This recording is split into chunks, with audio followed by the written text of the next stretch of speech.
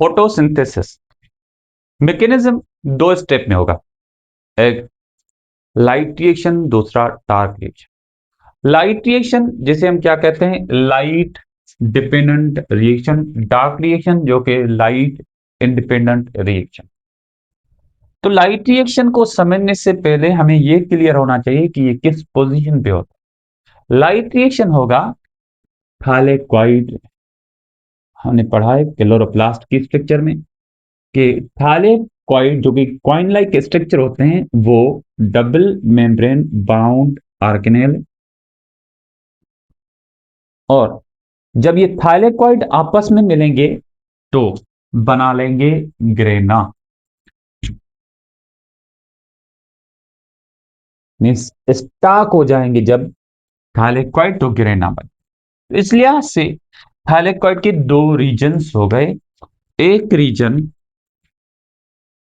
को हम कहेंगे ग्रेनल रीजन, क्योंकि यहां से जब थाइलेक्वाइड मिलेंगे तो ग्रेना बनाएंगे। इसी को हम कहते हैं स्टाक रीजन, यानी स्टाक होगा जिस लोकेशन पे, और इसी को हम क्या कहते हैं, apprised reason.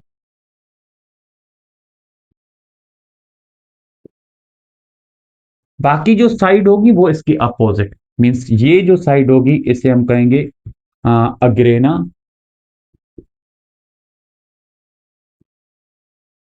Non appressed, non stock.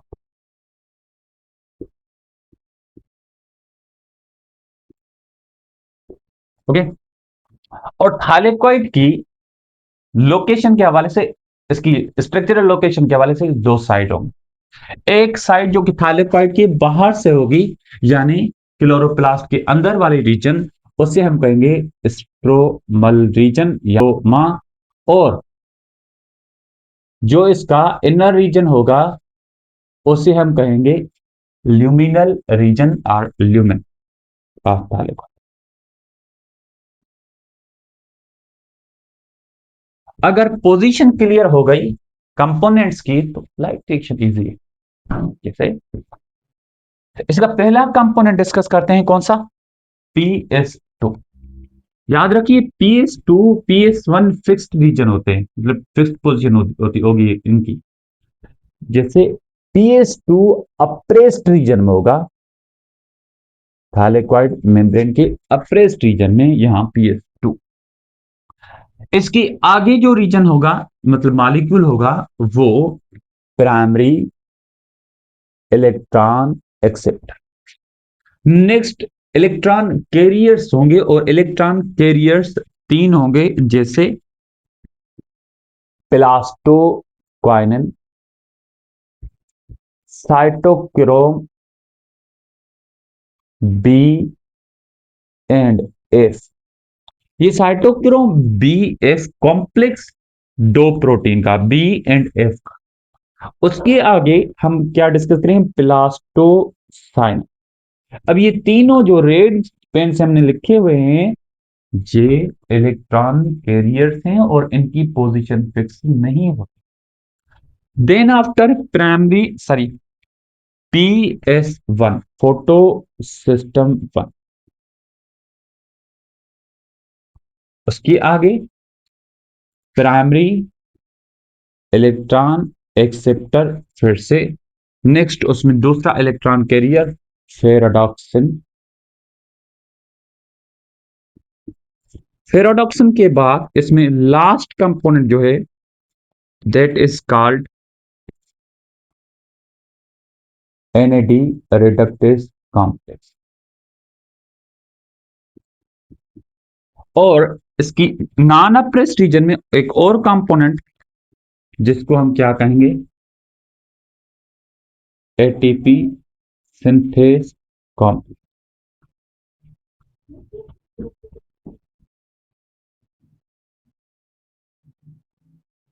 ठीक है,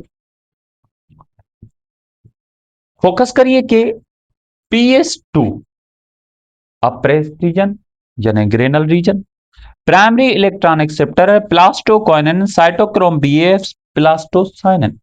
इनकी कोई फिक्स पोजीशन नहीं होगी, ये अप्रेस भी हो सकते हैं, नॉन अप्रेस भी हो सकते हैं। PS1 हमेशा नॉन अप्रेस्ड रीजन में, प्राइमरी इलेक्ट्रॉन एक्सेप्टर और फेराडॉक्सिन ये दोनों कंपोनेंट लोकेटेड कहीं भी हो सकते हैं, FD, और ये NAD reductase complex, NADP reductase complex, ये पाया जाएगा स्ट्रोमल साइड में। एक और कॉम्प्लेक्स होगा जो कि PS2 के साथ होगा। कुछ के टेक्स्ट बुक ये भी लिखते हैं कि PS2 को ही वाटर स्प्लिटिंग कॉम्प्लेक्स भी कहा जाता है, लेकिन कुछ में ये है कि PS2 के साथ उसके क्लोज होगा वाटर स्प्लिटिंग कॉम्प्लेक्स इस लोकेशन। लेकिन थोड़ा सा किसकी तरफ, luminal side, complex NADP reductase complex जो कि स्ट्रोमल साइड, और वाटर स्प्लिटिंग कॉम्प्लेक्स जो ल्यूमिनल साइड।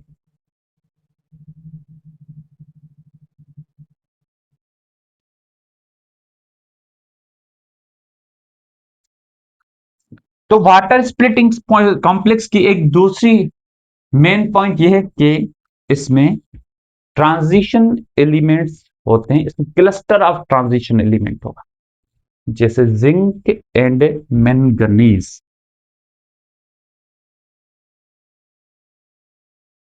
मैंगनीज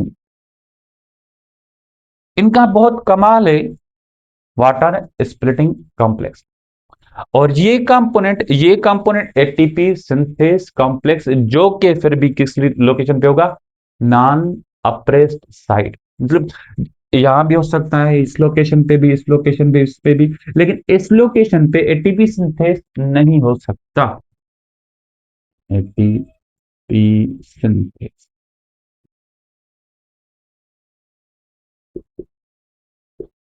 ठीक है। अब इन सारे मैकेनिज्म की देखना ये है कि ये कंपोनेंट कैसे फंक्शन परफॉर्म करते हैं एक दूसरे के साथ, और इनके लिए साइंटिस्ट ने एक स्कीम बनाई है, that is called Z scheme. जब सनलाइट स्ट्राइक होगी PS2 पे, यानी फोटो सिस्टम 2 पे, तो लाइट क्या है भाई, सनलाइट एक एनर्जी है, तो ये एनर्जी क्या करेगी, इस PS2 से इलेक्ट्रॉन को एक्साइट करेगी। यहां से जब दो इलेक्ट्रॉन एक्साइटेड स्टेट में आ जाएंगे, तो ये दोनों इलेक्ट्रॉन हाईली एनर्जेटिक होंगे, और एक्साइटेड स्टेट में इनको एक्सेप्ट करेगा कौन, प्राइमरी इलेक्ट्रॉन एक्सेप्टर और फियोफाइटिन। अब देखिए भाई, ये दोनों इलेक्ट्रॉन जब हाईली एनर्जेटिक हैं और एक वेरी हाई एक्साइटेड स्टेट में आ गए, तो अब जहां से फ्री फॉल करें, लेकिन एनर्जेटिक इलेक्ट्रॉन है, जब ये फ्री फॉल करेंगे तो इलेक्ट्रॉन्स को रिसीव करेगा कौन, प्लास्टोक्वाइनन। प्लास्टोक्वाइनन से ये इलेक्ट्रॉन कौन रिसीव करेगा, cytochrome b and f. Cytochrome b f की एनर्जी, साइटोक्रोम बी एफ इन दोनों इलेक्ट्रॉन्स की एनर्जी को यूटिलाइज करेगा। ये जो एनर्जेटिक इलेक्ट्रॉन हैं, कैसे यूटिलाइज करेगा कि फास्फेट, इनऑर्गेनिक फास्फेट को मिलाएगा ADP के साथ और बन जाएगी ATP। तो अगर इलेक्ट्रॉन ने एनर्जी लॉस कर दी, तो आगे इलेक्ट्रॉन विदाउट एनर्जी होंगे, और इसको हम ये, और इन इलेक्ट्रॉन को रिसीव करेगा कौन, प्लास्टोसाइनन, पीसी। पीसी के बाद ये इलेक्ट्रॉन फिर जाएंगे किसकी तरफ, फोटो सिस्टम 1 की। फोटो सिस्टम 1 पे भी जब लाइट स्ट्राइक करेगी, सनलाइट स्ट्राइक करेगी, तो यहां से यही दोनों इलेक्ट्रॉन आर, इसकी अपनी 2 इलेक्ट्रॉन एक्साइटेड स्टेट में जाएंगे और उन इलेक्ट्रॉन को रिसीव करेगा कौन? फिर से प्राइमरी इलेक्ट्रॉन एक्सेप्टर। और ये प्राइमरी इलेक्ट्रॉन एक्सेप्टर से आगे इलेक्ट्रॉन रिसीव करेगा कौन भाई? फेराडॉक्सिन। और फेराडॉक्सिन से ये दोनों इलेक्ट्रॉन कौन रिसीव करेगा भाई? NADP reductase complex. NADP reductase complex. अब ये NADP रिडक्टेज कॉम्प्लेक्स क्या करेगा? NADP को एक्टिव करेगा ताकि वो आगे चल के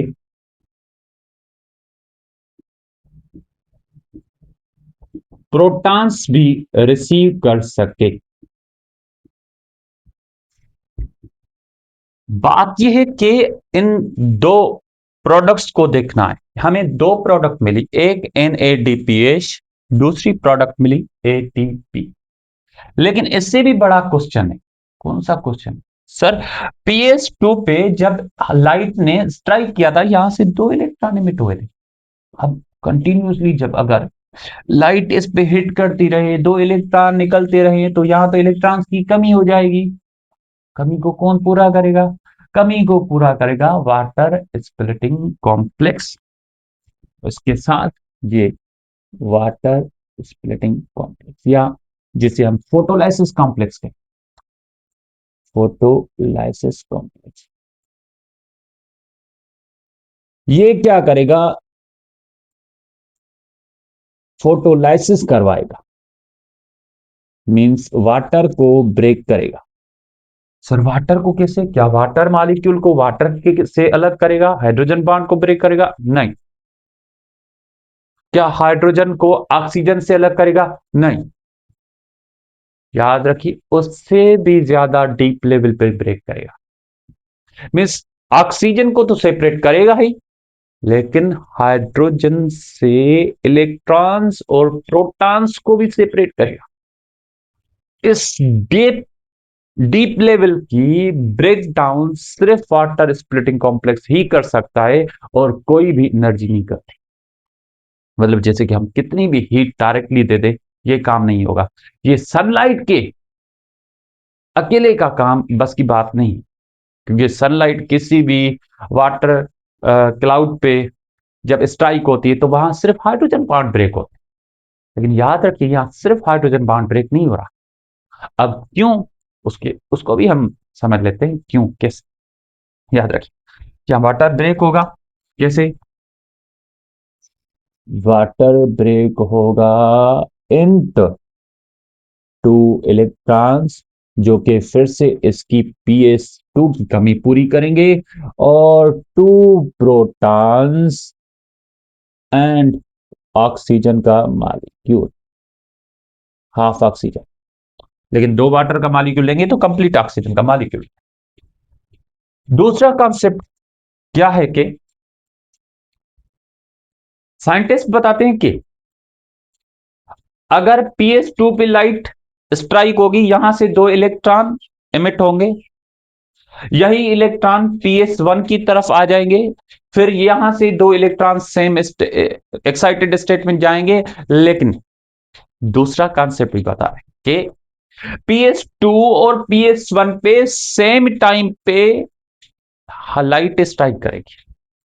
अगर सेम टाइम लाइट स्ट्राइक करेगी, तो यहां से 2 इलेक्ट्रॉन एक्साइटेड स्टेट में जाएंगे, और यहां से भी 2 इलेक्ट्रॉन एक्साइटेड स्टेट में जाएंगे।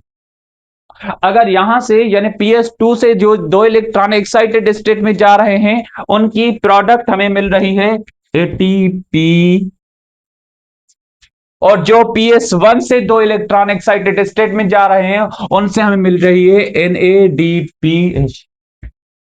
मीन्स प्रोडक्ट दो बन गए, PS1 और PS2 और PS1। और फोकस करेंगे इस कॉम्प्लेक्स को, देखें वाटर स्प्लिट हुआ, दो इलेक्ट्रॉन PS2 की तरफ, PS2 से primary electron acceptor, finally PS1 primary electron acceptor, और NADPH ने इलेक्ट्रॉन रिसीव कर लिए। क्या ये दोनों इलेक्ट्रॉन वापस रिटर्न हो रहे हैं किसी लोकेशन पे? नहीं हो रहा है। तो ऐसा मैकेनिज्म जिसमें इलेक्ट्रॉन्स वापस ना आए और वाटर की स्प्लिटिंग भी हो रही हो, क्योंकि अगर इलेक्ट्रॉन वापस रिटर्न होंगे तो वाटर स्प्लिटिंग की जरूरत क्या है, क्योंकि वाटर स्प्लिट होता है सिर्फ PS2 को इलेक्ट्रॉन देने के लिए, उसकी कमी पूरी करने के लिए। बात समझ आई? वाटर स्प्लिट होता है PS2 की कमी पूरी करने के लिए। तो बात सीधी सी है कि इसमें रिटर्निंग नहीं होगी, it means that this is called non cyclic reaction. अब और टर्म है कौन सा, पहले नॉन साइक्लिक समझिए। नॉन साइक्लिक, यहां प्रोडक्ट को देखिए, यहां ATP बन रही है, और ATP के बनने को हम कहते हैं phosphorylation. It means that this whole cycle Z scheme is called cyclic photophosphorylation. Sorry, non-cyclic photophosphorylation.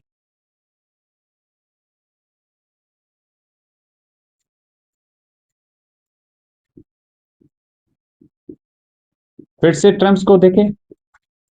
Phosphorylation का मतलब क्या? ATP formation.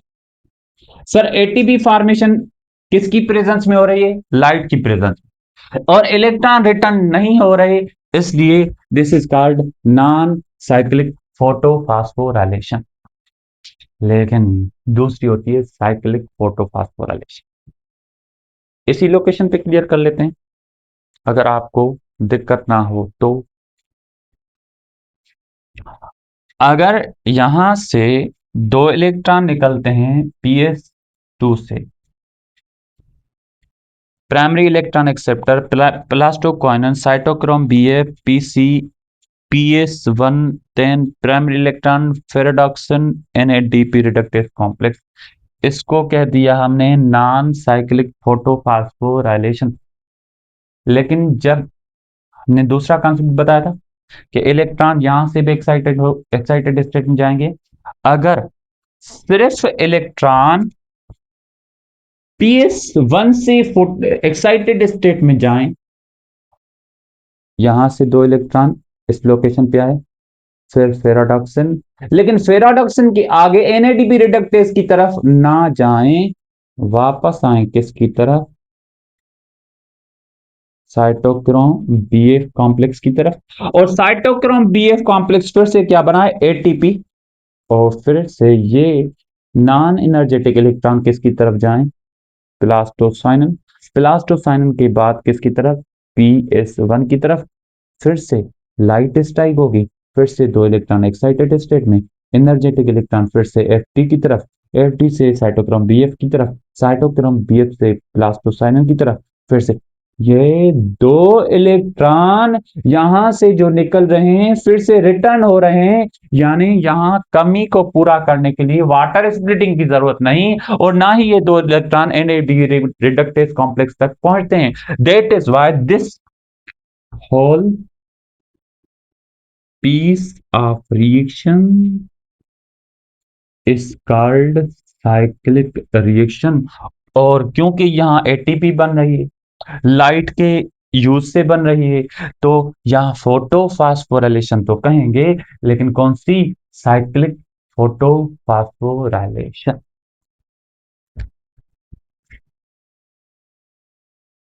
अब सवाल ये कि जरूरत क्या है, साइक्लिक की, नॉन साइक्लिक की? हाँ, थोड़ा फोकस करें। साइक्लिक रिएक्शन की जो प्रोडक्ट है वो है only only only ATP. Non cyclic reaction की प्रोडक्ट्स दो हैं, एटीपी और एनएडीपीएच। इस नॉन साइक्लिक की तो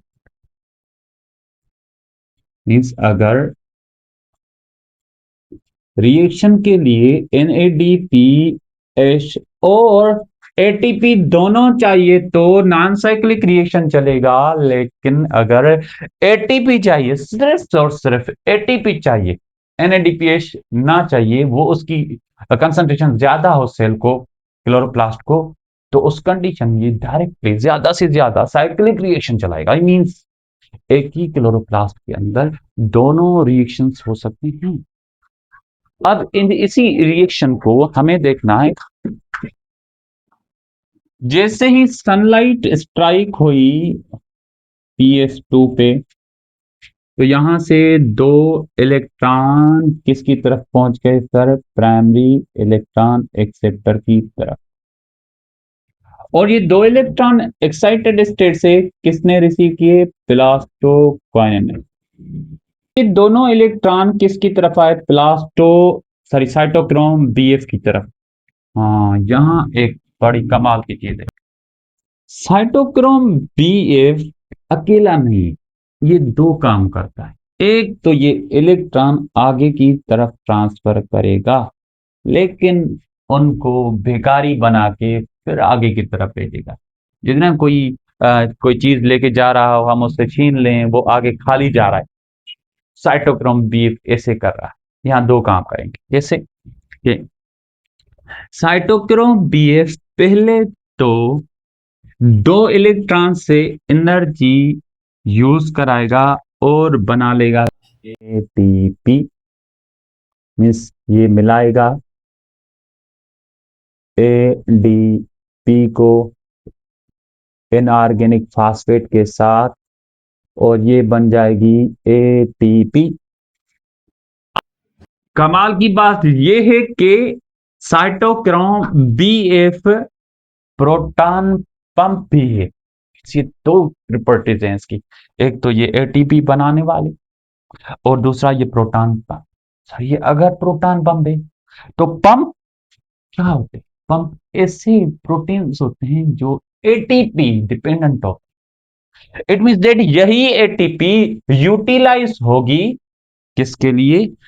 स्ट्रोमा से। क्योंकि इसकी सराउंडिंग को हम क्या कहते हैं? स्ट्रोमा। स्ट्रोमा से प्रोटॉन्स एंटर कराने के लिए किसके अंदर? ल्यूमेन के अंदर। फिर से समझिए कि ATP यूटिलाइज होगी साइटोक्रोम BF, जो प्रोटॉन पंप के बेस पे भी काम कर रहा है, उसको एक्टिवेट करने के लिए।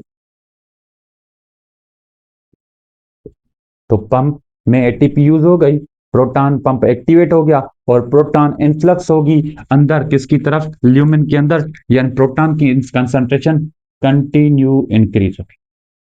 जितनी ATP ज्यादा बनेगी उतनी प्रोटॉन की कंसंट्रेशन अंदर ज्यादा होगी। मींस प्रोटॉन स्ट्रोमा से स्टोर होगी किसकी तरफ? ल्यूमेन के अंदर। यानी स्ट्रोमा से कम होंगे, ल्यूमेन की तरफ इंक्रीज होगी इनकी कंसंट्रेशन।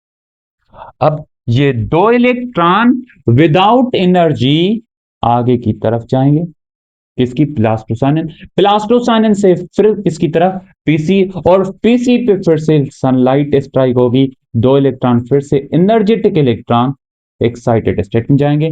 प्राइमरी इलेक्ट्रॉन एक्सेप्टर से किसकी तरफ? फेराडॉक्सिन। अब ये फेराडॉक्सिन इलेक्ट्रॉन कैरियर जो है वो इलेक्ट्रॉन्स देगा किसको? NADP reductase complex.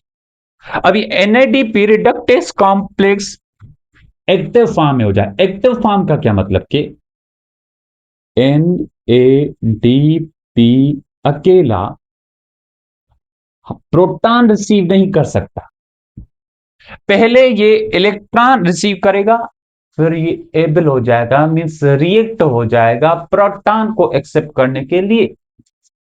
NADP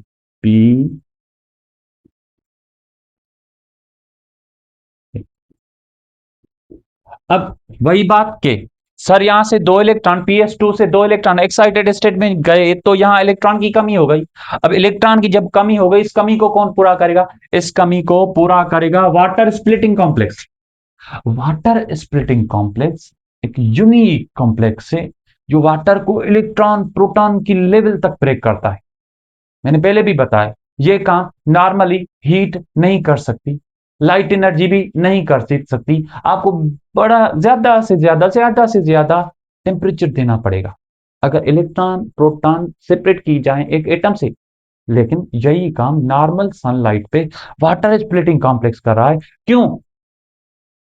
क्योंकि उसके पास जिंक और मैंगनीज ट्रांजिशन एलिमेंट है, और ट्रांजिशन एलिमेंट्स बेस्ट होते हैं रेडॉक्स रिएक्शन करवाने के लिए। ट्रांजिशन एलिमेंट बेस्ट होते हैं रेडॉक्स रिएक्शन करवाने के लिए। इसलिए कहीं भी इलेक्ट्रॉन ट्रांसपोर्ट चेन्स जो होंगी उनके इलेक्ट्रॉन सेपरेट करने के लिए, प्रोटॉन सेपरेट करने के लिए हमेशा आपको क्या नजर आएंगे? Transition element. तो इसलिए यहां से वाटर ब्रेक होगा किसमें? दो इलेक्ट्रॉन्स में, दो प्रोटॉन्स में, और ऑक्सीजन के मालिक। भाई बात यह है कि दो इलेक्ट्रॉन किसकी तरफ? ps2 की तरफ। दो प्रोटॉन, प्रोटॉन की कंसंट्रेशन कंटिन्यूअसली बढ़ती जाएगी किसके अंदर? ल्यूमेन के अंदर। मींस जितनी फोटोलाइसिस ज्यादा होगी प्रोटॉन की कंसंट्रेशन ल्यूमेन में ज्यादा होगी, और यहां हाफ ऑक्सीजन बन जाएगा। अगर वाटर के 2 मॉलिक्यूल होते तो कंप्लीट ऑक्सीजन का मॉलिक्यूल होगा, और ऑक्सीजन जो कि डिफ्यूज हो जाएगी डायरेक्टली बाहर, मींस ये थैलेक्वाइड से निकल जाएगी डिफ्यूजन के जरिए। बात यह है कि अगर प्रोटॉन की कंसंट्रेशन कंटिन्यूअसली ल्यूमेन के अंदर इंक्रीज हो रही है तो दो तरफा कौन से? एक तो जो जब प्रोटॉन पंप एक्टिव हुआ था एटीपी के जरिए, साइटोक्रोम बीएफ कॉम्प्लेक्स ने करवाया था, प्रोटॉन इन्फ्लक्स हो रहे थे, प्रोटॉन की कंसंट्रेशन बढ़ रही थी। दूसरा वाटर स्प्लिटिंग हो रही है, प्रोटॉन की कंसंट्रेशन बढ़ रही है। प्रोटॉन की कंसंट्रेशन अगर कंटिन्यूअसली बढ़ती चले तो यहां high concentration of proton decreases the pH. PH decrease होती जाएगी, मींस पीएच एसिडिक होती जाएगी। अगर यहां पीएच डिक्रीज होती जा रही है और एसिडिक होती जा रही है, ये हार्मफुल हो सकती है। ठीक। और यहां जो electron sorry proton continuously accumulate हो रहे हैं, ये प्रोटॉन अकेले नहीं, ये एनर्जेटिक प्रोटॉन हैं, यानी एनर्जी से भरे हुए हैं। खाली प्रोटॉन नहीं है, एनर्जी से भरे हुए हैं। अब देखें यहां ग्रेडियंट क्रिएट हो गया। कौन सा ग्रेडियंट? के बाहर प्रोटॉन की कंसंट्रेशन कम है और अंदर प्रोटॉन की कंसंट्रेशन ज्यादा है, तो डिफरेंस क्रिएट हो गया, प्रोटॉन ग्रेडियंट क्रिएट हो गया। इस लिहाज से हम कहेंगे अब प्रोटॉन अपनी हायर कंसंट्रेशन से अपनी लोअर कंसंट्रेशन की तरफ जाएंगे। It means that protons low pH तो हाई पीएच जाएंगे, प्रोटॉन एसिडिक पीएच एनवायरमेंट तो प्रोटॉन बेसिक पीएच एनवायरमेंट जाएंगे।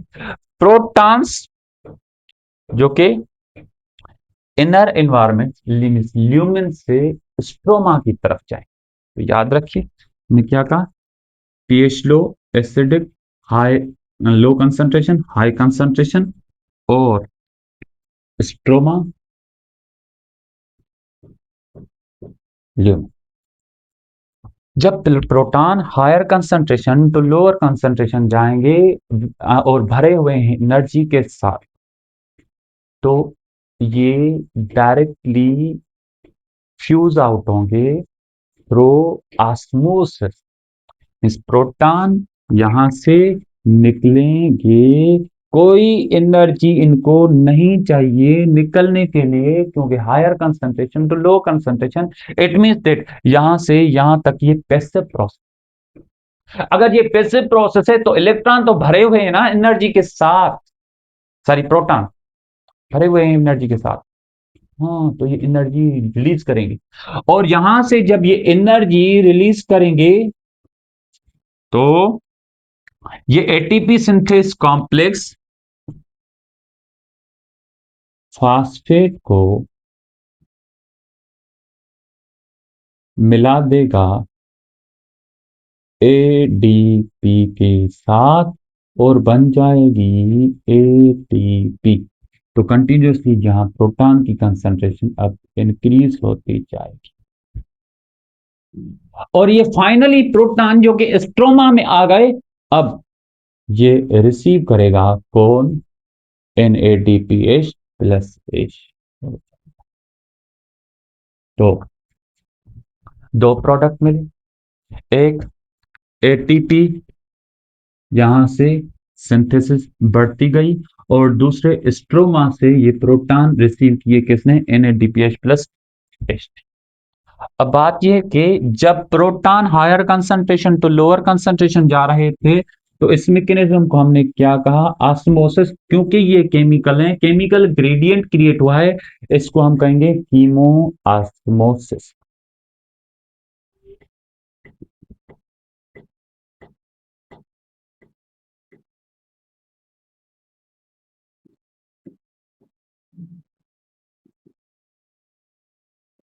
ठीक है, तो कीमो ऑस्मोसिस में दो चीजें, एक तो ये ऑस्मोसिस का प्रोसेस, केमिकल ऑस्मोसिस का प्रोसेस जो कि पैसिव प्रोसेस है, लेकिन याद फिर से थोड़ा समझिए कि यहां इन्होंने एटीपी यूटिलाइज नहीं किए, एटीपी प्रोड्यूस किए, क्योंकि प्रोटॉन एनर्जी से भरे हुए हैं। जब ये प्रोटॉन बाहर निकल रहे हैं तो एनर्जी रिलीज कर रहे हैं, और ये रिलीज्ड एनर्जी एटीपी बना रही है। This is the light reaction.